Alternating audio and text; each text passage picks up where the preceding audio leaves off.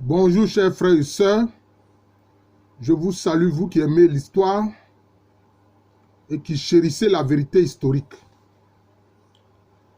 Alors, vous avez remarqué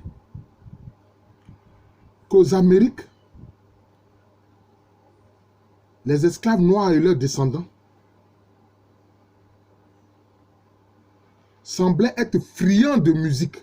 C'est comme ça que les autres, notamment leurs maîtres blancs, les ont perçus. Eux aussi aimaient danser. Et pour les narguer même, ils ont trouvé le terme de bamboula, pour dire le fait de danser en désordre. Et aussi, ces esclaves noirs comme leurs descendants aux Amériques ont excellé dans le sport. Mais celui qui ne connaît pas l'expression culturelle des peuples noirs, des peuples kamites,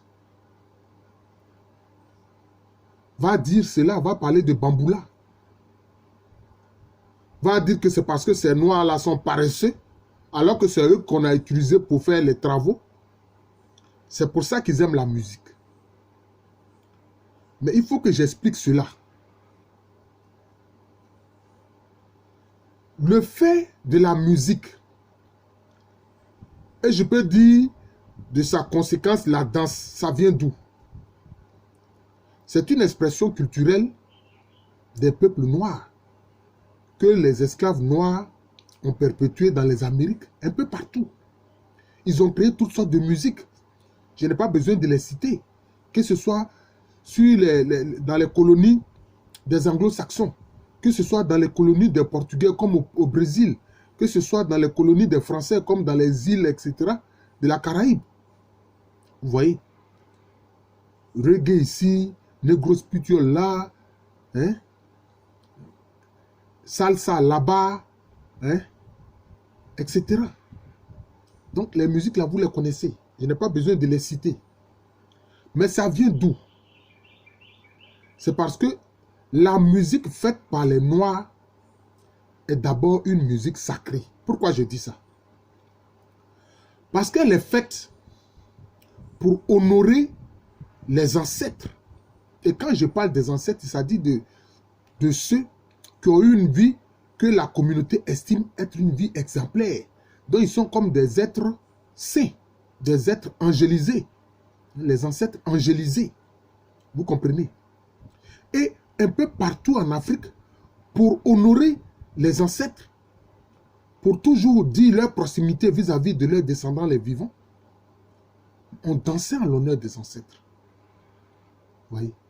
Partout, par exemple, chez les populations à Caen que je connais mieux, mais quand on célèbre les fêtes qui marquent l'année nouvelle, qui ont différents noms, hein, auxquels on a donné le nom générique de la fête des Ignames, mais les gens dansent en l'honneur des défunts, des ancêtres. Et, par exemple, dans le Koundou, célébré par les Nzema, le président Kwame Nkrumah était un Nzema, le peuple qui est au sud-ouest du Ghana actuel et au sud-est de la Côte d'Ivoire actuelle. Mais quand on danse, on invite les ancêtres et même tous les autres morts, ce qu'on appelle les Mouama et les ancêtres Nanamo, à venir danser avec les vivants. Vous voyez? Et quand on danse, c'est suivi de quoi? C'est suivi de musique. Mais ce que ces racistes esclavagistes n'ont pas compris, est-ce que les animaux dansent? Les animaux ne dansent pas. Est-ce que les animaux font la musique? C'est vrai, les oiseaux, ils chantent, mais ils ne font pas la musique. Donc, faire la musique et danser, c'est une expression haute de l'humanité. Je reprends pour dire que c'est une haute expression de l'humanité. Parce que, à part l'être humain, les autres créatures ne font pas la musique. Les autres créatures ne dansent pas. Alors donc ces esclaves noirs auxquels on voulait dénier l'humanité, puisqu'on dit l'esclave il est semblable à un meuble, il n'est même pas un être humain. Mais il montrait aux esclavagistes blancs qu'au contraire, c'est lui le véritable être humain. Parce que lui, il fait la musique et il danse. Les animaux ne font pas la musique et ne dansent pas. Les arbres ne font pas la musique et ne dansent pas. Les minéraux ne font pas la musique et ne dansent pas. Ce sont seulement les êtres humains qui font la musique et qui dansent. Et c'est pour ça que ce n'est pas un hasard. Hein? Toutes les formes de musique que les esclaves noirs et leurs descendants ont créées, que ce soit la musique qu'on trouve sur les territoires qui étaient contrôlés par le royaume d'Espagne, les territoires du Brésil, les Amériques, les États-Unis, le Canada, en Jamaïque avec le reggae, et dans les îles françaises de la Caraïbe, hein, même encore aujourd'hui avec le zouk et puis toutes les autres musiques. Et c'est ce qu'on voit aussi avec les carnavals. Oui, parce que pendant les carnavals, on joue de la musique et on danse. Ça vient de qui? Ça vient des esclaves noirs. Mais parce qu'ils tiennent cela de leurs ancêtres africains. Parce que là, on fait la musique et on danse en l'honneur des ancêtres. Vous voyez? On fait la musique et on danse en l'honneur des ancêtres. Voilà. Pour être en communion avec eux. Ouais. Pour dire que l'existence et la vie est un don de Dieu. Et qui est aussi transmis à travers les ancêtres. Parce que c'est parce qu'ils ont fait des enfants. Ils ont eu une descendance. Comme aujourd'hui, on veut éliminer des gens, des êtres humains à travers le malthusianisme généralisé. Vous comprenez? Donc, c'est cela, l'origine de la musique et de la danse, hein, tel qu'on l'a vu aux États-Unis, sur les territoires qui étaient colonies espagnoles ou portugaises, ou bien colonies, je peux dire en général britanniques, etc. C'est comme ça. Vous voyez? Et partout en Afrique, c'est comme ça. C'est la danse. Même quelquefois, la danse même est aussi une préparation au combat. Regardez la danse des Zoulous. Regardez la danse du peuple Zoulou. Mais c'est une préparation au combat. Et ça, cette façon de faire, ce n'est pas eux seulement qui le faisaient. Les peuples lagunaires de Côte d'Ivoire, les peuples Accra-lagunaires de Côte d'Ivoire, qui sont sur le littoral de la Côte d'Ivoire, qui ont une institution qu'on appelle les classes d'âge. Mais, pendant la sortie des différentes classes d'âge, que font les membres? Les membres, ils dansent. Mais c'est comme une danse de préparation guerrière. Vous voyez? Donc, c'est comme si c'est en même temps aussi comme un sport. Ah oui, c'est pour ça que vous voyez, ces esclaves noirs et leurs descendants, ils ont excellé dans le sport. Évidemment, le fait de les obliger à travailler durement, hein, dans les plantations, dans les mines, etc. Ça, c'était un effort physique qui faisait que c'est des gens, malgré le dur travail, mais ils avaient un corps solide. Ils avaient un corps solide. Ce qui n'est pas le cas du maître blanc, qui est paresseux, qui oblige les gens à travailler pour lui, et puis ensuite qui les traite de paresseux. C'est l'hôpital qui se moque de la charité, vous voyez. Par exemple, regardez la capoeira. Hein? Cette forme de danse, mais qui est en même temps un sport qu'on trouve au Brésil. Mais moi, je vais vous dire d'où ça vient. La capoeira ressemble, je dirais, entre guillemets, étrangement à un sport, à une arme. Enfin, je peux dire c'est un combat martial. Un combat martial qu'on appelle Élisi, que les Zootilés appellent Élisi. Vous voyez, les Zootilés, leur véritable nom, c'est Bétibé, qui sont dans la commune de Grand Bassam, en Côte d'Ivoire. Hein, et puis aussi qui sont dans le département actuel d'Adiaké. Vous voyez. Élisi, Élisi et la capoeira, c'est exactement la même chose. C'est exactement la même chose. Mais évidemment, pour ne pas que le maître blanc sache que c'est un art martial, ils ont dissimulé ça sous forme de danse. C'est ça la capoeira. Mais sinon, la capoeira ressemble étrangement à Élisi. Et l'Élisi était pratiqué par beaucoup de peuples sur le littoral ivoiriens, notamment au niveau des populations à Kalangudé, qui pratiquent justement les classes d'âge. Elizi. Vous voyez. Ça existait chez les Aïzi, ça existait chez les Avikam, etc. On appelle ce sport martial, en fait, cet art martial, ça s'appelle Elizi. Vous voyez. Donc, c'est pour ça qu'ils ont excellé dans le sport. Et puis, comme le maître blanc ne voulait même pas qu'ils deviennent riches, vous voyez, il ne voulait pas qu'ils deviennent riches.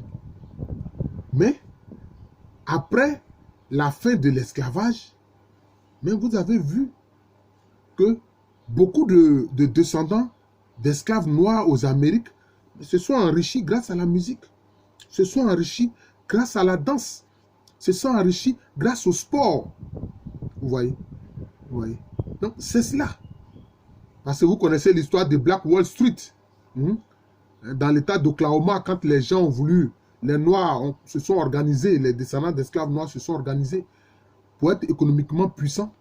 Ils ont protesté forcément d'un jeune noir qui aurait agressé une femme blanche pour venir détruire le quartier de ces noirs qui étaient devenus de véritables hommes d'affaires, des entrepreneurs riches. Vous voyez? Et ça, cela n'a pas changé le fait de vouloir maintenir les noirs dans la misère, dans la pauvreté, pour justifier leur mépris vis-à-vis du noir. Vous connaissez ces histoires de bien mal acquis. Des gens investissent chez vous, vous dites non, c'est un bien mal acquis. Vous n'avez même pas de preuves. Et puis, est-ce que c'est leur peuple qui se sont plaints d'eux? Évidemment, leur peuple aurait aimé qu'ils investissent dans leur propre pays. Oui. Mais est-ce qu'il y a bien mal acquis plus que la traite négrière? Est-ce qu'il y a bien mal acquis plus que la colonisation et le travail forcé, qui est encore une forme d'esclavage? Est-ce qu'il y a bien mal acquis plus que le néocolonialisme et le franc CFA? Vous voyez? Donc, j'ai voulu, à travers cette vidéo-là, montrer l'importance de la musique, de la danse pour les Noirs et leurs descendants, les esclaves noirs dans les Amériques. Parce que, pour conclure, je dirais cela. La musique est une expression très haute de l'humanité. Parce que, à part l'être humain, aucune autre créature ne danse et ne fait la musique. La danse est une expression très haute de l'humanité. Aucun animal ne danse. Voilà. C'est ce que j'ai voulu exprimer à travers cette vidéo. Je remercie mes auditeurs, ceux qui sont abonnés à ma chaîne YouTube, Professeur Alou Kwame René, auquel on peut accéder aussi en tapant Kwame René Alou. Il y a des choses comme ça auxquelles on ne fait pas attention. On ne fait pas attention. On se dit, mais comment se fait-il que mais ces descendants d'esclaves noirs dans les Amériques, ils ont créé autant de musique. Ils ont excellé autant dans la musique. Ils ont excellé autant dans la danse que les gens ont voulu ridiculiser en parlant de bamboula. Mais parce qu'ils ont constaté que le blanc ne sait même pas danser. Le blanc ne sait pas danser. Quand il y a un rythme, il danse en désordre. Il ne suit pas la chose, je peux dire le mouvement de la musique. Il danse en désordre. Il pense que danser, c'est simplement faire des mouvements. Non. Danser, il faut suivre la musique pour danser. On ne danse pas en désordre. Et même chez les Africains, il y avait des danses qui étaient uniquement réservées à ceux qui étaient les descendants directs des ancêtres. Ceux qui étaient des captifs ou des descendants des captifs n'avaient pas le droit d'entrer dans la danse de ces danses-là, notamment, par exemple, chez les Akans, ce qu'on appelle la musique du grand tambour, qui est un orchestre de tambour, mais le tambour principal est appelé grand tambour. Krenkbli en baoulé et en Agni. Bon, ils disent Kenyan Pili. Et puis maintenant, les Ashanti et tous ceux qui parlent la langue Tui, ils appellent ça Fontomfrom. Voilà. La danse du Fontomfrom ou du Krenkbli, ce n'est pas tout le monde qui vient danser. Ce sont les descendants des ancêtres directs. C'est les descendants directs des ancêtres. C'est eux qui viennent danser. Ouais. C'est eux qui viennent danser. Par exemple, chez les Atchés de Côte d'Ivoire, il y a une danse qu'on appelle Sami. C'est-à-dire la danse de l'homme viril. Vous voyez, la danse de l'homme viril. Et ça aussi, c'était les nobles descendants des ancêtres, c'est eux qui dansaient. Et c'était une danse aussi qui était aussi une forme de sport qui prépare la Tché à la guerre. Vous voyez, c'est cela. Il y avait même aussi des femmes, les femmes aussi qui avaient des danses particulières pour montrer justement leur beauté plastique. Donc la danse a toujours été importante pour les Africains, pour les Noirs et leurs descendants, malheureusement, piégés par la traite négrière voulue et instaurée par des gens qui voulaient simplement s'enrichir. Eh bien, ces descendants, ces esclaves et leurs descendants ont enrichi culturellement toutes les Amériques. C'est cela les faits. Je vous remercie. Je suis le professeur Alou Kwame René, professeur titulaire d'histoire à l'université Félix Houphouët-Boigny. Une université qui est à Abidjan dans le quartier de Cocody. C'est en Côte d'Ivoire, un pays situé en Afrique de l'Ouest. Souvent, certains s'étonnent, mais pourquoi est-ce que le professeur Alou, quand il achève ses vidéos, il dit tout cela? Mais c'est parce que, Dieu merci, j'ai des auditeurs un peu partout. Oui, un peu partout. Hein? En Nouvelle-Calédonie, hein? Aux Philippines, aux États-Unis, en Angleterre, en France, un peu partout dans le monde. Voilà, c'est pour ça que je dis ça. Et quand il y a de nouveaux auditeurs, eh bien, il faut que je leur indique d'où je suis. Voilà. Où ma petite personne se situe. Voilà. Donc, c'est en Côte d'Ivoire, un pays situé en Afrique de l'Ouest. Merci encore et bonne journée.